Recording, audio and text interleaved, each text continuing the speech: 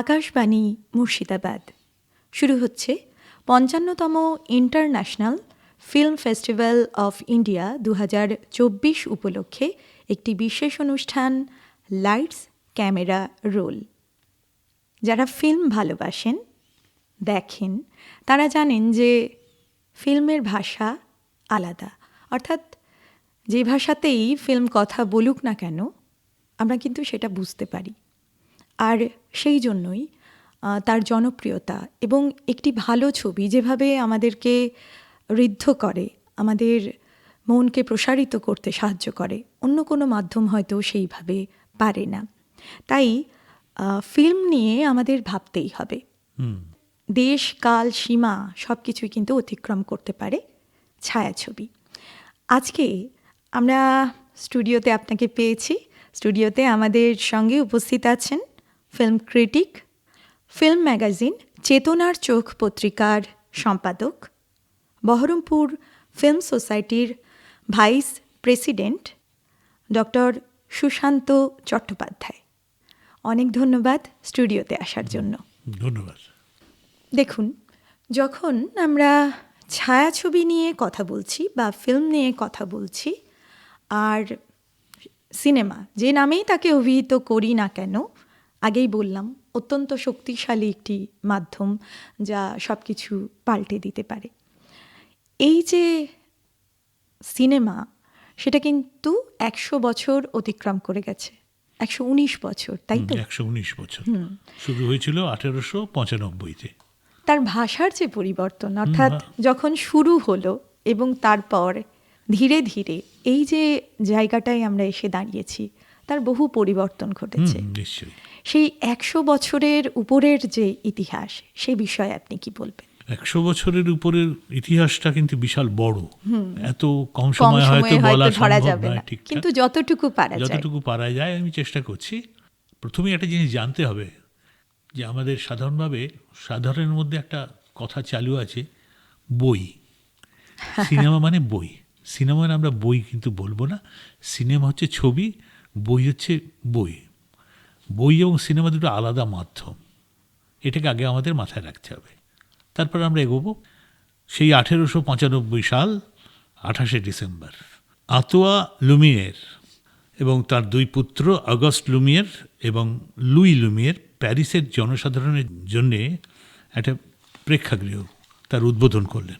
আচ্ছা। এবং বাবার কাছ থেকে উৎসাহ পেয়ে লুই চলমান আলোকচিত্র গ্রহণের জন্য একটা উপযোগী ক্যামেরা আবিষ্কারের চেষ্টা চালালেন। দীর্ঘ পরিশ্রমের পর এক ধরনের ক্যামেরা ও প্রজেক্টরের আবিষ্কার তারা করতে পারলেন, অর্থাৎ সফল হলেন। নতুন প্রেক্ষাগৃহে ১৮৯৫ সালে আবিষ্কৃত সেই সিনেমাটোগ্রাফি বা কিনেটোগ্রাফি, যাকে দুটো নামই চলে এখন, যন্ত্রের সাহায্যে একসঙ্গে বহু মানুষের গতিশীল চিত্রাবলী দেখবার সুযোগ এনে দিলেন।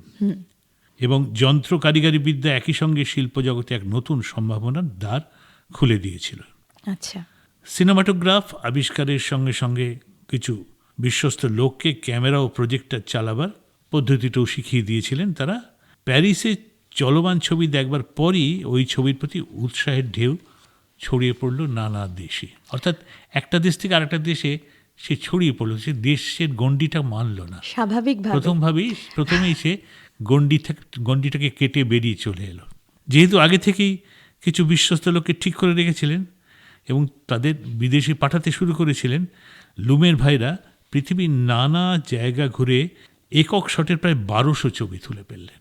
১২০০ ছবি তুললেন তারা। পরপর দেখাবেন, যেটা চলমান পরপর চলমান ছবিগুলো হয়। ১৮৯৬ ১৭ই ফেব্রুয়ারি লন্ডনে এলেন তারা এবং লুমিয়ার ভাইদের প্রদর্শনীটা হলো। ওই বছরই ৭ই জুলাই মুম্বাই শহরে, মানে এখনকার মুম্বাই যেটা, সেখানে ওয়াটসন হোটেলে লুমিয়ার ভাইদের সিনেমাটোগ্রাফির প্রদর্শন হলো। আমরা খুব একটা পিছিয়ে নেই, এটাই বলতে চাইছি। আমরা ওই ৯৫-তে শুরু হলো, ৯৬ ৭ই জুলাইতেই কিন্তু মুম্বাইতে চলে এলো আমাদের। খুব দ্রুত ক্রমশ সিনেমাটোগ্রাফির প্রতি তাদের উৎসাহ কমতে লাগলো, কেন ওটা তো আর তেমন কিছু দেওয়ার নেই, শুধু রানিং ফটোগ্রাফস চলছে। তারা অন্যতর গবেষণায় মন দিলেন। এদের ছবিতে কোনো সাজানো গোছানোর ব্যাপার ছিল না, শুধু বাস্তব জীবনের কিছু চলমান ছবি তারা তুলতেন। চলচ্চিত্র যে গণমনোরঞ্জনের বিষয় এবং একটি শিল্প মাধ্যম, সে ব্যাপারে তাদের কোনো আকর্ষণই ছিল না। এই ছবিগুলোর দৈর্ঘ্য ছিল মাত্র 1 মিনিটের। আচ্ছা।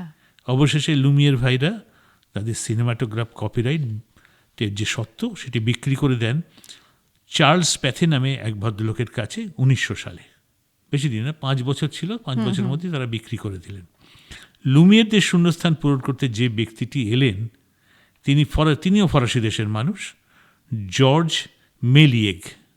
সিনেমায় একই সঙ্গে চলমান ছবি ও বক্তব্যের প্রকাশ ঘটল। যদিও ঊনবিংশ শতাব্দী ও বিংশ শতাব্দীর সন্ধিলগ্নে সিনেমার জন্ম, তবু সব জন্মের আগে যেমন কিছুটা ইতিহাস থাকে, এক্ষেত্রেও তাই আছে। ঊনবিংশ শতাব্দীর 30-এর দশক থেকে প্রায় শেষ দশক পর্যন্ত প্লেটোর কেনাকিটিস্কোপ, মোব্রিজের জুগারাইস্কোপ, লিঙ্কনের জিওট্রোপ, রেনোডের প্যাক্সিনাস্কোপ, জুলমারের ফটোগ্রাফিক গান ইত্যাদির মাধ্যমে আঁকা ছবি বা স্থির আলোকচিত্র থেকে গতির প্রকাশ পেল। অনেক সময় আমরা দেখেছি যে একই ছবি পরপর একটু একটু করে সিকোয়েন্স চেঞ্জ করে কাগজে আঁকা হয়, এবং সেটা কাগজটা যদি আস্তে করে আমরা সরাই তাহলে একটা গতিমান, সহজ কথায় কার্টুন ছবি যেভাবে তৈরি করা হতো, সেই ধরনের মিকি মাউস বা অন্য কিছু আমরা যেভাবে দেখি সেভাবে। ফিল্মের আগে, ফিল্ম তৈরি করার আগে, মানে 95-এর আগে এটা হচ্ছে 1830 সাল থেকে এই প্রক্রিয়াটা চলছিল। ক্যামেরা বা প্রজেক্টরের উদ্ভাবনের গোড়ার ইতিহাসে William fridge green, Thomas Alva Edison, লুমিয়ের ভাইরা প্রভৃতি অসংখ্য গবেষকের নাম আমরা পাই, এবং সিসিল হেডওয়ার্ড, রবার্ট পল, জর্জ মেলিয়েস, এরা দেশ বিদেশে চলমান ছবি দেখাতে লাগলেন এবং ক্রমশ সিনেমা দেশে বিদেশে পরিচিতি লাভ করল। আচ্ছা।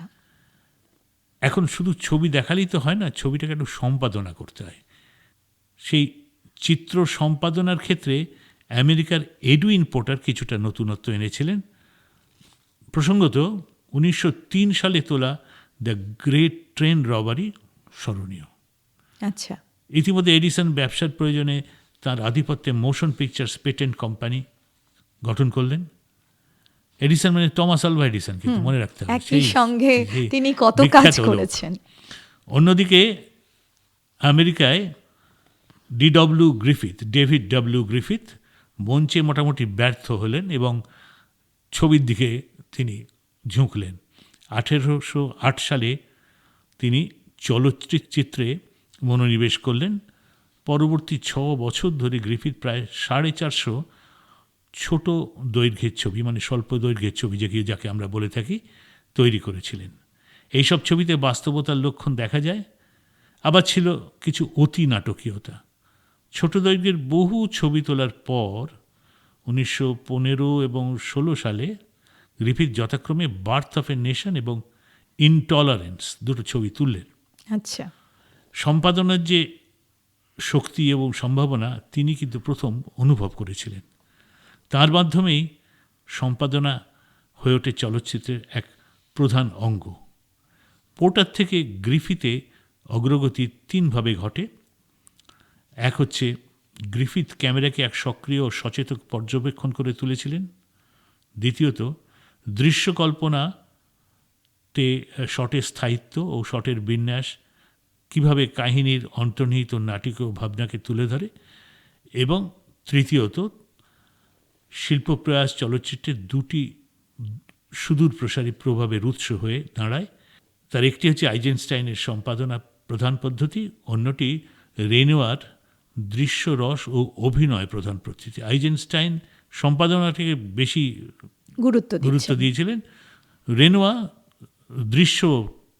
দৃশ্যের মধ্যে যে কাব্যিক ব্যাপারটা সেটাকে বেশি গুরুত্ব দিয়েছিলেন।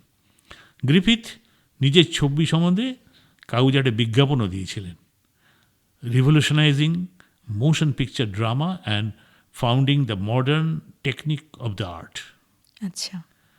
তাই কাজেই আমরা গ্রিফিথকে বলা হয় আধুনিক সিনেমার জনক। 1919-এ এডিসনের আধিপত্য অস্বীকার করে গ্রিফিথ মারি, পিকফোর্ড, ফেয়ারব্যাঙ্কস ও চার্লস চ্যাপলিনের সহায়তায় ইউনাইটেড আর্টিস্ট সংগঠন প্রতিষ্ঠা করেন। কাজে 19 থেকে পুরো 20-এর দশকটাকে বলা যেতে পারে নির্বাক যুগের স্বর্ণযুগ। এই নির্বাক যুগের যে স্বর্ণযুগ সেটা সম্বন্ধে আমরা জানলাম, আরও অনেক কথাই আমরা জানতে পারলাম যে কিভাবে সম্পাদনার গুরুত্ব, কিভাবে সিনেমাটোগ্রাফি যে বিষয়টি সেটা ক্রমশ অবসোলেট হতে লাগলো, সমস্ত কিছুই কিন্তু সেটা আবার নতুন রূপে আমরা কিন্তু দেখতে পাচ্ছি পরবর্তীকালে, তার ভাষা বদলে যাচ্ছে।